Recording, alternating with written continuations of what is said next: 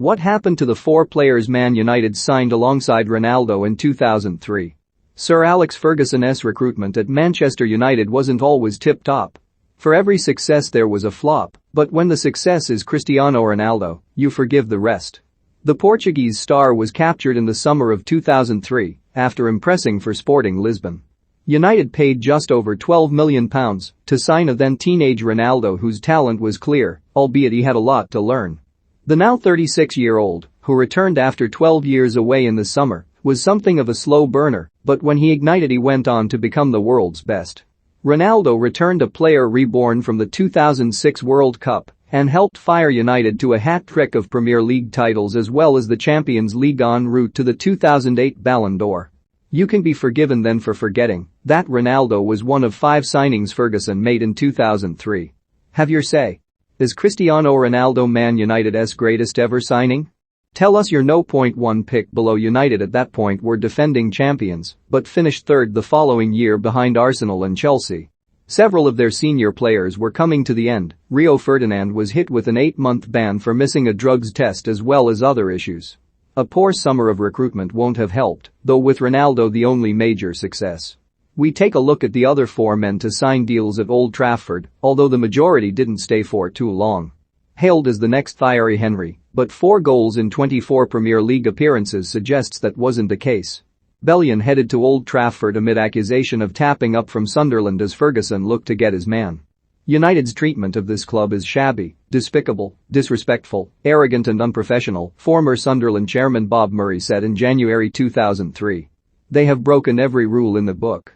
He wants to go to Manchester United, and I understand that. But they refuse to meet our asking price and have totally unsettled our player both mentally and physically. David has told me he doesn't feel mentally right to play for Sunderland. The relationship between our 2 clubs is at an all-time low. Why don't they just close their academy and do this to every decent young player in the country?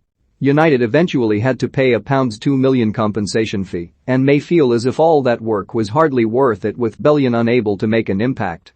He was loaned out to West Ham before moving permanently to Nice.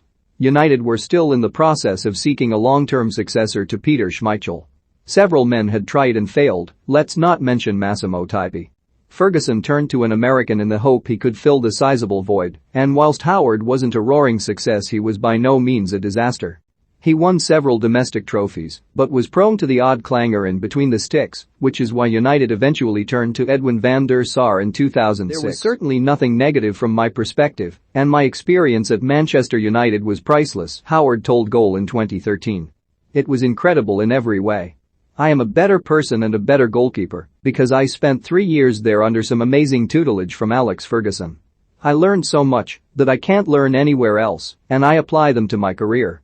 Howard, who moved to Everton, would save penalties from Rio Ferdinand and Dimitar Berbatov in a 2009 FA Cup semi-final at Wembley, knocking out his former side.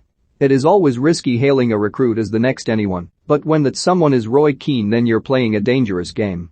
The midfielder has since confessed, I preferred Keane in the dressing room rather than on the pitch. Jemba was signed from Nantes for £3.5 million, but lasted just 18 months at Old Trafford, scoring on 2 occasions. Aston Villa took the midfielder off United's hands in January 2005, although the Manchester club made a £2 million loss. Jemba, amidst a globetrotting career, ended up back on British shores when he signed for St Mirren, one of Ferguson's former sides, in 2014. Eric Jemba at 40 Man United struggles, Wenger's obscene blast, Keane shadow. It was a lot of pressure, we're talking about Roy Keane, the man, the captain, he was hard, Jemba said in 2019. It was difficult for me. I did my best, and I played some good games, but it was hard for me. My teammates helped me, and Sir Alex Ferguson helped me. To be there was everything, and I have no regrets. Today I'm happy as I can look back as I won the FA Cup and the Charity Shield, and it is the trophies that people remember. If people recognize me around the world, it's because I was part of that team.